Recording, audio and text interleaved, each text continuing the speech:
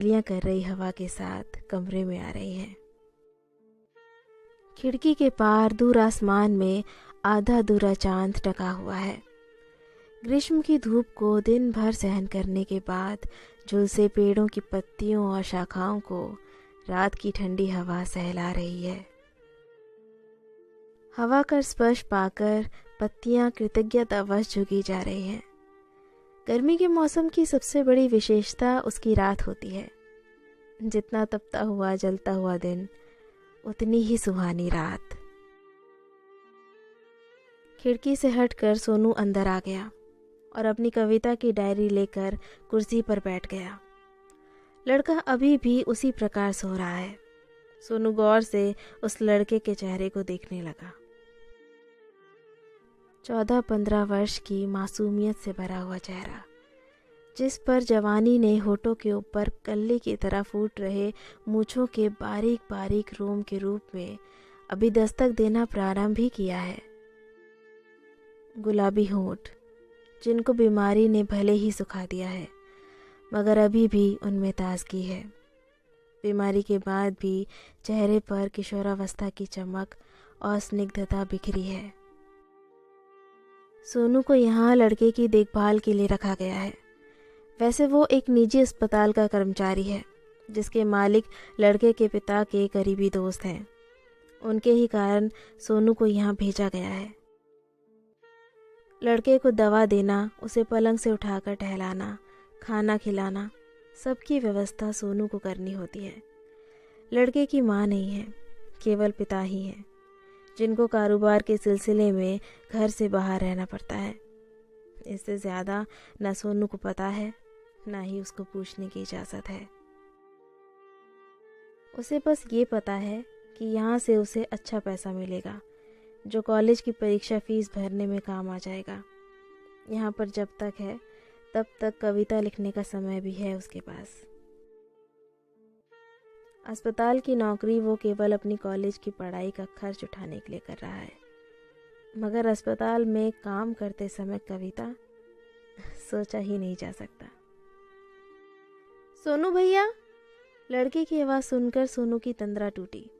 हाँ बोलो, सोनू ने कुर्सी से उठकर पलंग की तरफ जाते हुए कहा। पानी चाहिए सोनू भैया। देता हूँ, तुम लेटे रहो। फिर घड़ी देखते हुए कहा, दवा लेने का टाइम भी तो हो गया है। कहते हुए सोनू दवा निकालने लगा। चलो उठकर बैठ जाओ, दवा लेना है। सोनू के कहते ही लड़का धीरे धीरे उठा और तकिए से टिककर बैठ गया। दवा देने के बाद जब सोनू वापस कुर्सी पर बैठने लगा तो लड़के ने कहा, सोनू भैया यहीं बैठ जाओ ना पलंग पर, आपसे बातें करूँगा। अब नींद तो आएगी नहीं। लड़के के अनुरोध पर सोनू वहीं बैठ गया। पलंग के पास रखी टेबल पर से कंघी उठाकर लड़के के बाल ठीक करने लगा। गर्मी की मस्त हवा के कारण लड़के के बाल बिखर रहे थे। शाम को नहाते समय लड़के ने जिद करके शैम्पू लगाया था और देर तक नहाता रहा था। सोनू भैया, ये प्रेम क्या होता है? लड़के के इस प्रश्न से सोनू कुछ चौंका, फिर मुस्कुराता हुआ बोला, प्रेम? अभी 3-4 साल रुक जाओ, सब पता चल जाएगा। कहते हुए उसने लड़के के बालों को हल्के से बिखरा दिया। 3-4 साल रुक पाऊंगा मैं? लड़के ने उदासी से पूछा। क्या होता है प्रेम सोनू भैया? सोनू को चुप देखकर लड़के ने फिर पूछा। प्रेम वो होता है जो हमें किसी दूसरे से जोड़ता है। सोनू ने कुछ टालने वाले अंदाज में कहा। किससे? लड़के ने फिर पूछा। किसी से भी, उन सब से जो हमें अच्छे लगते हैं। हमारे माँ बाप, हमारे भाई बहन, या फिर हमारे दोस्त। माँ तो नहीं है मेरे पास, पापा हैं, पर वो भी, भाई बहन भी नहीं है। कहते कहते लड़का फिर चुप हो गया। लड़के की आंखें अचानक नम हो गई थी। सोनू को लगा उसकी पलकों के किनारे झिलमिला भी रहे हैं। उसने लड़के को सहज करने के लिए कहा, और सबसे खास प्रेम हमें किसी एक खास से भी होता है। सोनू के इतना कहते ही लड़के के चेहरे के भाव अचानक बदल गए, मानो सोनू ने उसके मन की बात कह दी हो। कौन खास सोनू भैया? उसने उत्सुकता से पूछा। ये जो बाहर चांद नजर आ रहा है ना, आधा अधूरा सा चांद, इसको देखकर ना तो रात की रानी के फूल झूम रहे हैं ना पेड़ों की पत्तियां इठला रही हैं,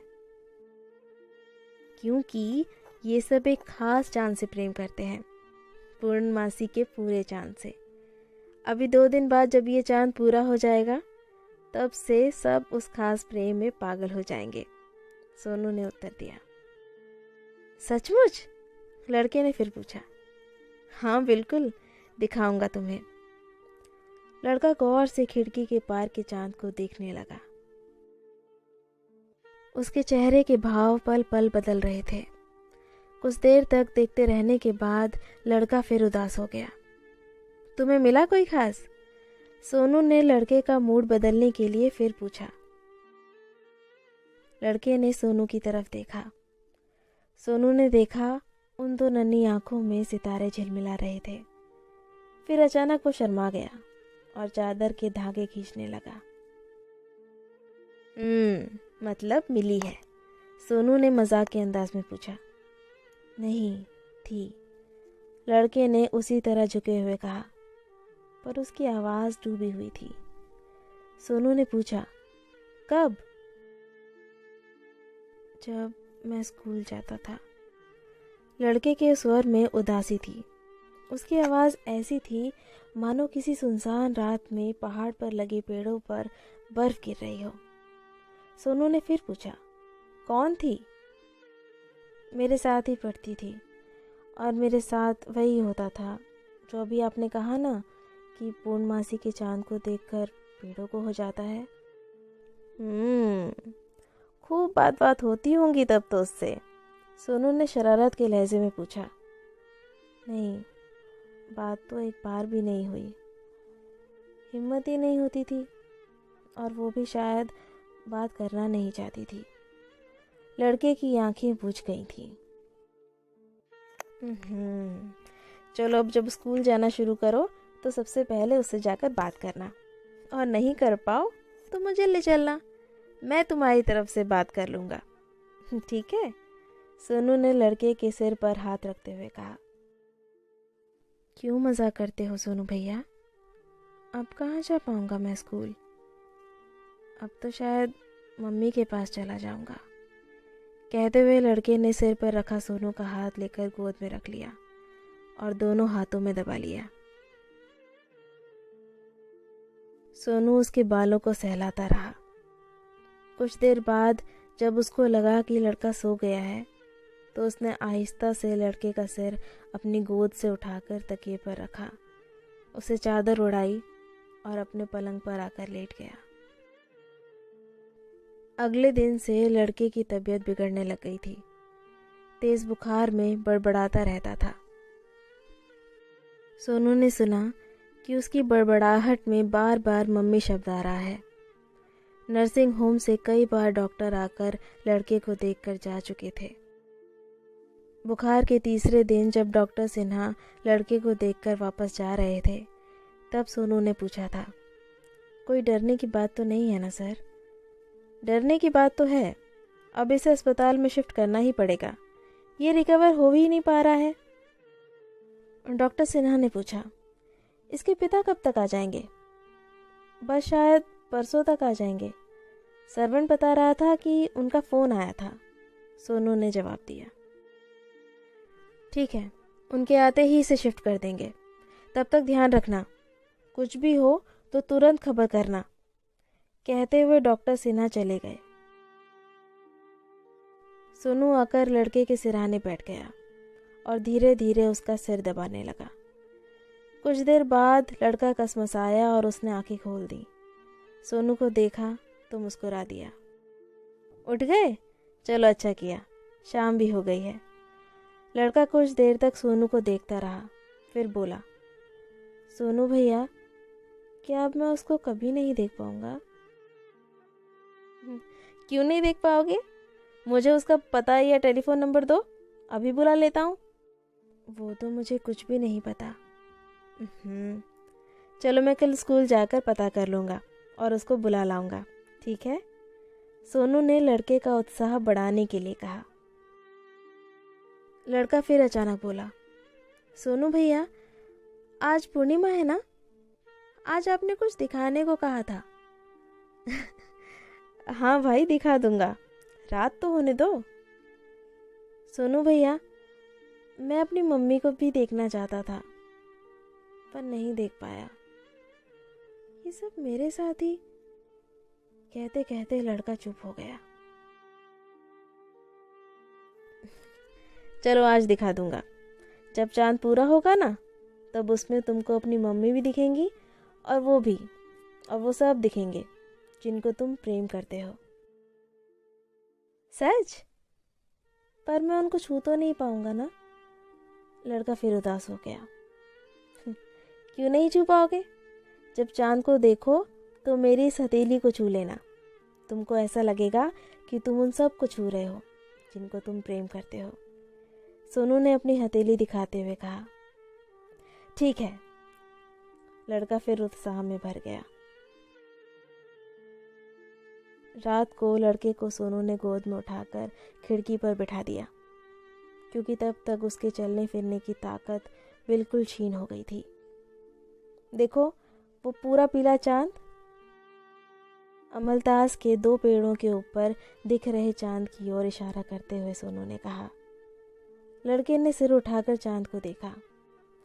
देखो उसमें अपनी मम्मी को, दिख रही है ना? सोनू ने पूछा। लड़के ने हाँ में सिर हिलाया। ठीक है, अब आंखें बंद करके मेरी इस हथेली को छुओ। सोनू के कहते ही लड़के ने वैसा ही किया। थोड़ी देर बाद लड़के ने हथेली को खींचकर अपने चेहरे से सटा लिया। कुछ ही देर में सोनू की हथेली भीग गई। सोनू ने लड़के की आंखें पोंछी और फिर कहा, चलो अब फिर देखो चांद को, अब वो दिखेगी। लड़के ने फिर चांद को देखा। दिखी? सोनू ने पूछा। लड़के ने फिर हाँ में सिर हिलाया और आंखें बंद कर ली और सोनू की हथेली को फिर चेहरे से लगा लिया। अब की बार सोनू को हथेली पर नमी की जगह आँच का एहसास हुआ। लड़के की गर्म सांसों की आँच का एहसास। आँच धीरे धीरे बढ़ती जा रही थी। बढ़ते बढ़ते अचानक एकदम ठंडी हो गई और हथेली पर सांसों के टकराने का एहसास भी बंद हो गया। सोनू ने देखा दूर आसमान पर एक सितारा टूटा और रोशनी की लकीर छोड़ता हुआ चांद की तरफ बढ़ा। चांद के ठीक पास आकर वो सितारा बुझ गया, मानो चांद को छूकर खामोश हो गया हो। सोनू ने आहिस्ता से लड़के का चेहरा हथेली पर से हटाया। लड़का उसकी बाहों में झूल गया। हवा बिल्कुल ठहर गई थी, मगर रात रानी के छोटे छोटे फूल चुप